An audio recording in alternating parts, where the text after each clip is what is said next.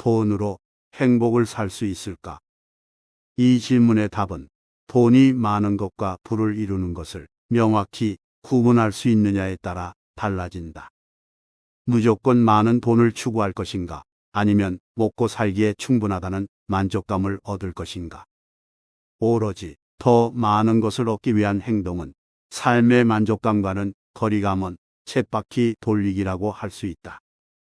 진정한 불안, 먹고 살기에 충분하다는 만족감이라고 할 수 있다. 올바른 마음을 갖추고 올바른 계획을 세운 사람은 누구나 의미 있는 삶을 누릴 만큼의 부를 얻을 수 있다. 돈은 행복한 삶에 얼마나 도움을 주는 것인가? 부는 모두가 이룰 수 있다. 하지만 올바른 인생의 목적을 정의하면서 신중하게 실천까지 하는 삶을 사는 사람만이 이룰 수 있는 것이기도 하다. 생각만 하고 실천하지 않거나 생각 없이 행동 목록만 작성하는 사람은 결코 진정한 부를 이룰 수 없다. 행복은 두 가지로 나눠 이해할 수 있다. 첫 번째 행복은 일상과 순간순간의 감정이나 정서를 중시하는 행복으로서 쾌락이라고도 할 수 있다. 옛날 에피쿠로스를 비롯한 쾌락주의 학파는 행복이란 쾌락을 달성하고 고통을 피하는 것이라 정의하였다. 이와는 반대로 아리스토텔레스가 주장하는 행복 추구는 덕이 있는 삶을 실천하는 것이다. 두 번째 행복은 덕이 있거나 의미 있는 삶을 사는 더 넓은 범위의 행복을 의미한다. 아리스토텔레스의 행복이 에피쿠로스의 행복보다 무게감이 있다.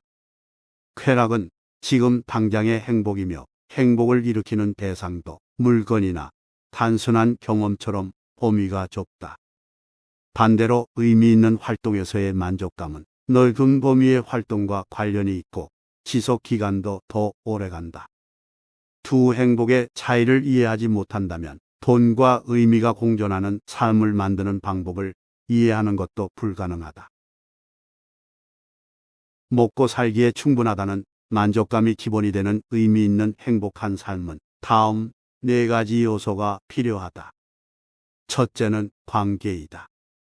관계는 어딘가에 소속되고자 하는 욕구이다. 인간에게는 어딘가에 소속되려는 확고한 욕구가 존재한다. 둘째는 주체이다. 주체는 자신의 운명을 스스로 이끌고자 하는 욕구다. 인간은 자기 운명은 자기가 직접 정하고 싶어 한다. 타인에게 이래라 저래라 말을 듣는 것을 좋아하지 않는다. 인간에게는 자결권과 자기 정의에 대한 욕구가 뿌리 깊이 박혀 있다. 셋째는 실력이다.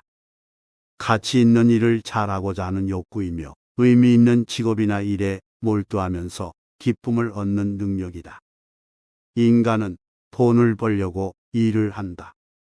그러나 일은 월급 봉투 이상의 의미를 지닌다. 일은 자신을 정의한다. 자신이 중요하게 생각하는 무언가를 잘한다는 것은 충족감을 얻는 가장 깊은 원천이다. 넷째는 애이다. 자신이 아닌 외부에서 삶의 목적을 찾고자 하는 욕구이다. 인간은 자신의 삶이 더 큰 맥락을 이루는 한 부분이기를 원한다. 인간은 삶의 의미와 목적을 원한다. 그 목적을 이루기 위해서는 자신보다 더 크다고 생각되는 무언가에 소속되고 무언가를 담당하기를 원한다. 개인마다 의미를 부여하고 발견할 수 있는 것은 다 다르다. 그렇다면 돈으로 행복을 살 수 있는가? 부를 먹고 살기에 충분하다는 만족감으로 정의한다면 의미 있는 삶을 추구할 만큼 금전적 능력도 필요하다. 소득이 일정 수준을 넘어서면 일상의 감정과 돈은 크게 상관이 없지만 의미 있는 삶을 얻는 데는 소득이 높을수록 유리하다. 인간은 돈으로 쉽게 쾌락을 얻을 수는 있다. 쾌락에 의한 행복한 감정은 쉽게 적응되어 버린다. 일상의 안락함에는 쉽게 익숙해져 버리는 것이다. 인간은 일상의 안락함에는 금세 익숙해진다. 쾌락의 쳇바퀴에서 어느 정도는 벗어나지 못한다. 게다가 돈은 행복도를 높이는 효력보다는 슬픔을 완화하는 효력이 더 큰 편이다. 고소득은 행복을 늘리기보다 슬픔을 줄이는 힘이 더 크다. 부자가 더 행복하지는 않지만 슬플 일은 적다. 인간의 삶을 정의하는 일상의 활동에서 슬픔이나 스트레스를 크게 느끼지 않는다면 유한하고 한정된 에너지를 보존하여 의미 있는 행복 추구에 더 할애할 수 있다. 그렇다면 진정한 행복은 돈으로 살 수 없는 것인가? 현명하게 배분하는 돈은 행복의 4가지 요소인 관계, 주체, 실력, 배의를 불러올 수 있다. 이 4가지를 불러오게 하려면 다음의 3가지를 돈으로 사야 할 것이다. 바로 경험, 타인 그리고 시간이다.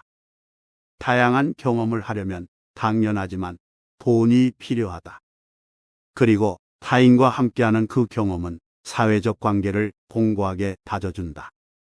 또한 경험은 자기 정체성의 일부가 된다. 경험은 자기 이야기의 일부가 되는 것이다.